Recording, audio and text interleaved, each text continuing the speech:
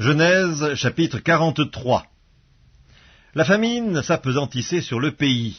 Quand ils eurent fini de manger le blé qu'ils avaient apporté d'Égypte, Jacob dit à ses fils, « Retournez, achetez-nous un peu de vivres. » Juda lui répondit, « Cet homme nous a fait cette déclaration formelle, vous ne verrez pas ma face, à moins que votre frère ne soit avec vous.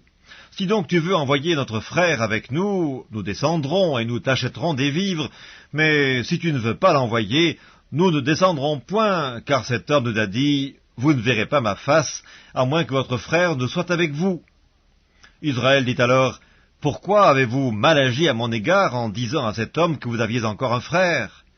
Ils répondirent, « Cet homme nous a interrogés sur nous et sur notre famille en disant, « Votre père vit-il encore? Avez-vous un frère ?» Et nous avons répondu à ces questions. Pouvions-nous savoir qu'il dirait, « Faites descendre votre frère » Juda dit à Israël, son père, « Laisse venir l'enfant avec moi, afin que nous nous levions et que nous partions, et nous vivrons et nous ne mourrons pas, nous, toi et nos enfants. Je réponds de lui, tu le redemanderas de ma main. Si je ne le ramène pas auprès de toi, et si je ne le remets pas devant ta face, je serai pour toujours coupable envers toi, car si nous n'eussions pas tardé, nous serions maintenant 2 fois de retour. » Israël, leur père, leur dit, « Puisqu'il le faut, faites ceci. Prenez dans vos sacs des meilleures productions du pays pour en porter un présent à cet homme, un peu de baume et un peu de miel, des aromates, de la myrrhe, des pistaches et des amandes. Prenez avec vous de l'argent au double et remportez l'argent qu'on avait mis à l'entrée de vos sacs. Peut-être était-ce une erreur. Prenez votre frère et levez-vous, retournez vers cet homme. Que le Dieu Tout-Puissant vous fasse trouver grâce devant cet homme, et qu'il laisse revenir avec vous votre autre frère et Benjamin.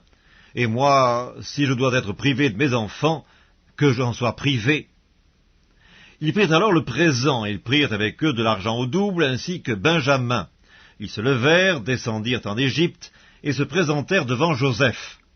Dès que Joseph vit avec Benjamin, il dit à son intendant, « Fais entrer ces gens dans la maison, tue et apprête, car ces gens mangeront avec moi à midi. » Cet homme fit ce que Joseph avait ordonné, et il conduisit ces gens dans la maison de Joseph.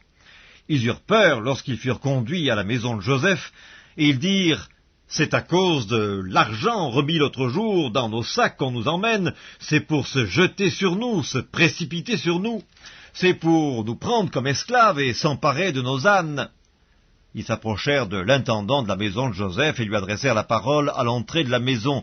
Ils dirent, « Pardon, mon seigneur, nous sommes déjà descendus une fois pour acheter des vivres, puis quand nous arrivâmes au lieu où nous devions passer la nuit, nous avons ouvert nos sacs, et voici l'argent de chacun était à l'entrée de son sac. Notre argent selon son poids, nous le rapportons avec nous. Nous avons aussi apporté d'autres argent pour acheter des vivres. Nous ne savons pas qui avait mis notre argent dans nos sacs. » L'intendant répondit, « Que la paix soit avec vous, ne craignez rien. C'est votre Dieu, le Dieu de votre père, qui vous a donné un trésor dans vos sacs.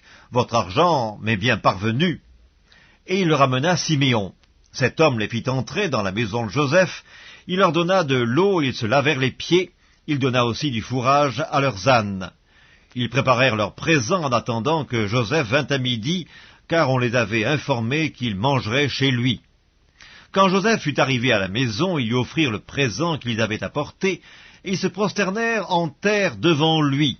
Il leur demanda comment ils se portaient, et il dit, « Votre vieux père, dont vous avez parlé, est-il en bonne santé? Vit-il encore ?»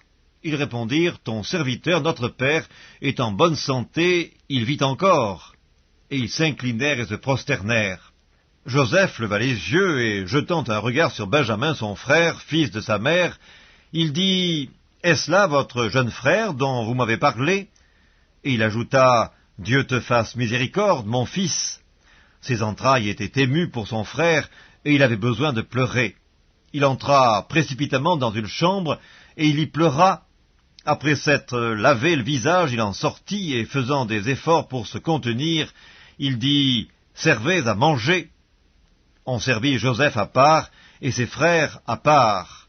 Les Égyptiens qui mangeaient avec lui furent aussi servis à part, car les Égyptiens ne pouvaient pas manger avec les Hébreux, parce que c'est à leurs yeux une abomination. Les frères de Joseph s'assirent en sa présence, le premier-né selon son droit d'aînesse, et le plus jeune selon son âge. Et ils se regardaient les uns les autres avec étonnement. Joseph leur fit porter des mets qui étaient devant lui, et Benjamin en eut 5 fois plus que les autres. Ils burent et s'égayèrent avec lui.